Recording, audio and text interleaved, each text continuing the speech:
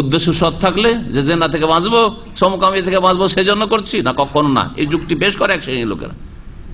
এই জন্য হস্তমৈথুন কখনো জায়েজ নাই। ধৈর্য ধারণ করুন। অনেকে পরামর্শ চেয়েছেন, ব্যক্তিগত আমি বলছি যে ধৈর্য ধারণ করুন আর সিয়াম রাখুন, রোজা রাখুন। সোমবার বৃহস্পতিবার রোজা রাখুন, সপ্তাহে দুটো রোজা রাখুন। রোজা রাখলে ওই দিকে মনই যাবে না। আর একটা দুনিয়াবি উপায়, নবী সাল্লাল্লাহু আলাইহি ওয়াসাল্লামের এক তদবির বললাম যে ফালি বিসম, কেউ যদি বিয়ে না করতে পারে, স্ত্রীর কাছে না রাখতে পারে, আর যৌন চাহিদা সে পেরেশান থাকে, তাহলে রোজা রাখুক, ঠিক না? আর একটা, লজ্জা স্থানের দিকে কখনো বেশি তাকাতাকি করবেন না, শিখে রাখুন ভালো করে। আর লজ্জা স্থান বেশি স্পর্শ করবেন না, লজ্জা স্থান স্পর্শ করবেন না, এগুলি ক্ষতিকর। এগুলিতে ধীরে ধীরে হস্তমৈথুনের দিকে নিয়ে আসে। লজ্জা স্থানে বেশি বেশি সাবন মাখায়, এই পরিষ্কারের নামে গায়ে সাবন, আর লজ্জা স্থানে বেশি সাবন দেওয়া, এইরকম কাজ করতে যাবেন না। হ্যাঁ, এগুলি ক্ষতি করে। এগুলি ধীরে ধীরে আপনার চারিত্রিক পদস্খলন ঘটাতে পারে। এগুলো দুনিয়াবি তদবির, যা অনেক গবেষকরা, ওলামারা লিখেছেন, আর আপনার জন্য উপকারী। দেখবেন পরীক্ষা করে অবশ্যই আপনি বাঁচতে পারবেন। আপনি ওদের ভুরুক্ষেপি করছেন না, এইদিকে নজর গেলে ওইদিকে মনটা যাবে, ওতে হাত পড়লে, স্পর্শ করলে ওইদিকে মনটা যাবে, বা একটু শারীরিক অবস্থাটা অন্যরকম হবে, মানে যৌন চাহিদা বাড়বে। তারপরে বেশি বেশি সাবান ওতে দিতে গেলে সেখানে গিয়ে কি থেকে কি হইতে পারে।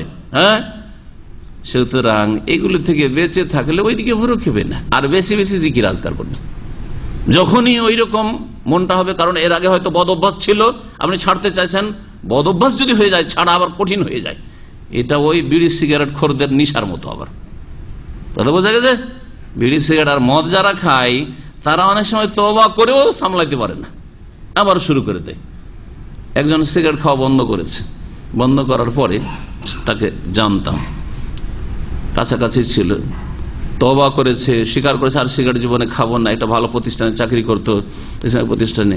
তারপরে একদিন কিছু জন মজুর সিগারেট খাচ্ছে, ওখানে গিয়ে বসে আছে, সেটা খেতে তো পারে না, শুনছে, একটু শুনছে। বোঝা গেছে? জি হ্যাঁ, ধোঁয়াটা পেয়েও যদি কিছু একটু আগায়, মনের চাহিদাটা পূরণ হয়। তো এই জন্য বলছি যে ওইদিকে ভ্রুক্ষেপই করতে হবে না, এবং ভালো কিছুতে মনোযোগী হইতে হবে। সেটা হচ্ছে জিকিরুল্লাহ, আল্লাহ পাকের জিকির, সুবহানাল্লাহ, আলহামদুলিল্লাহ, আল্লাহু আকবার, লা ইলাহা ইল্লাল্লাহ, আস্তাগফিরুল্লাহ, লা হাওলা ওয়ালা কুওয়াতা ইল্লা বিল্লাহ। আরো জিকির, আজকার, কোরআনী দোয়া, হাদিসের দোয়া বেশি বেশি সবসময় পড়তে থাকেন। দোয়াও পড়ছেন আর হস্তমৈথুন হইতে পারে নাকি? মানুষের হস্তমৈথুন কখন হয়? যখন অবসর থাকে। নিজেকে যদি দিনের ভালো কাজে ব্যস্ত রাখেন অথবা দুনিয়ার ভালো কাজে ব্যস্ত রাখেন, তাহলে কখন ওই দিকে মন যাবে না। সময় নেই আপনার ওইসব করার, যে বাথরুমে গিয়ে ওই সব করতে যাবে, আর সময় নেই। দিনের ভালো কাজে সময় দেওয়া, আল্লাহ পাকের জিকির আজকাল, অথবা কোরআন এবং হাদিস স্টাডি করা। কোরআনের প্রতিদিন আপনি বানিয়ে নিয়েছেন যে এক পারা কোরআন পড়বো, বা আমি 5-10টা পেজ তরজমা তফসির সহ কোরআন আমি চর্চা করবো, পড়বো। হাদিস আমি প্রতিদিন 5-7টা হাদিসের ব্যাখ্যা বিশ্লেষণ পড়বো, অমুক হাদিস থেকে নিজে স্টাডি করব। প্রতিদিন আমি 1 ঘন্টা করে কোন শাইখের বক্তব্য শুনবো।